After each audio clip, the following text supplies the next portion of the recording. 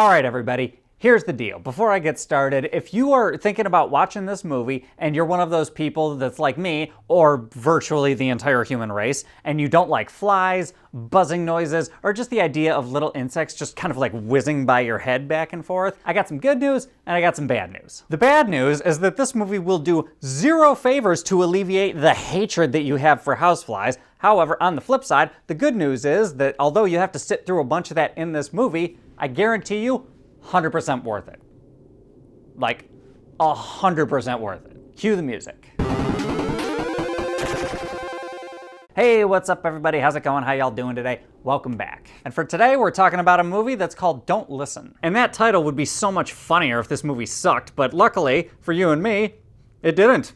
It actually didn't suck, like, at all. To be fair, the movie is slightly cliched insofar as the type of story that it tried to tell, because this type of story has been told before quite a few times in the past. But for this movie in particular, it's really not about the story they chose, but it's about how they told the story. Because despite the familiar plot, I have to say, this is one of the most well-constructed films I've seen in, like, quite a while. And when I say that, I don't mean it's one of the most well-constructed horror films, one of the most well-constructed films. Like, period. But the overall plot of the film, it revolves around a mom, a dad, and they have a small son, and they move into this brand new big old house that's kind of a fixer-upper. And that's because the mom and the dad, that's kind of what they do for a living. They move into houses, they renovate them, and then they flip them later. However, unsurprisingly, right after they move in, their son is a little troubled and he starts to hear a bunch of voices, and then a whole bunch of creepy stuff starts to happen. Then the plot begins to unfold, and then it gets a little thicker later on, and just, it's a horror movie, guys. Like, you know what it is. Just a bunch of spooky things and whatnot. And in regards to the kid and how he hears the voices, it's usually through some type of electronic device, and that's a fairly common phenomenon known as EVP, and that also plays into the plot later, but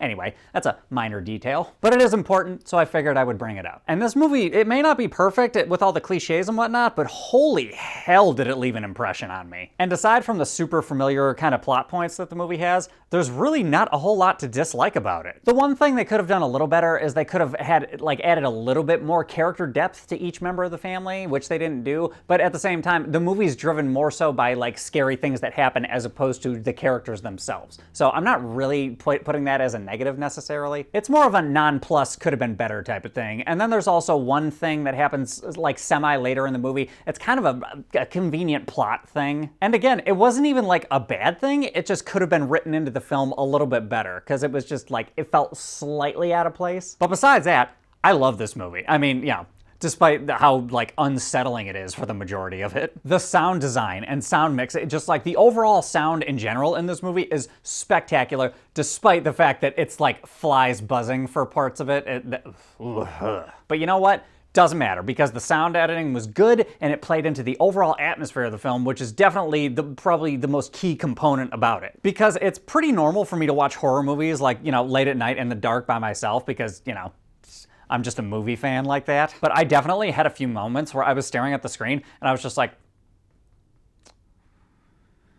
oh, this is uncomfortable. And that happened quite a few times in the movie, specifically mostly in the third act though. But also the music was good, the camera angles worked surprisingly well, and then the pace and like the timing of all the scary moments, I thought those were very well constructed. Prime example, there's a scene where the mom is in the little boy's room, the kid's not there, but the mom's just kind of like surveying the area a little bit. And there's a thing that happens that it seems like it's taking a really, really, really long time, but it pays off so hard after a few minutes that you're like, wow, okay, all right. That was kind of annoying, but it was worth it. And I think the movie did that on purpose, where it kind of lulled you into this kind of area where it's like, boom, and then a whole other thing starts to happen. And I'm not super fluent in Spanish, so I can't comment on the acting with 100% certainty, but from what I saw, I thought most of the acting felt pretty good from what I could see and the emotions that the characters were kind of putting out. And that's one thing I forgot to mention. This is a non-English speaking film, so if you're like me, then you got some subtitles to read. But that did not take away from the story a single little bit. Because as I said, this movie is creepy, this movie is interesting, and the sound effects are just,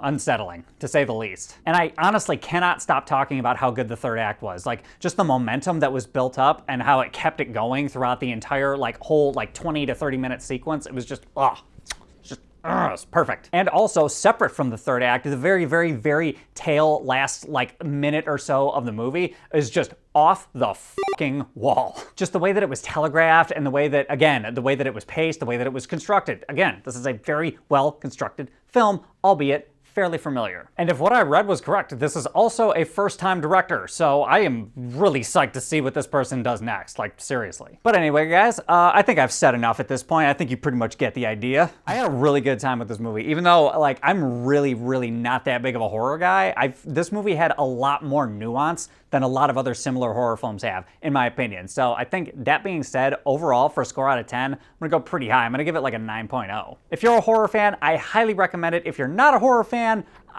I'd still recommend it because it's just a well done and a well crafted film, just generally speaking. But anyway, guys, those are my thoughts. What are your thoughts? Have you guys seen this movie? Have you heard of it? Do you agree with me? Hop in the comments. Let me know what's up. Other than that, if you like this review, give me a like, subscribe, share, hit the bell, do all that other YouTube-y type of shit. And I will catch you guys next time.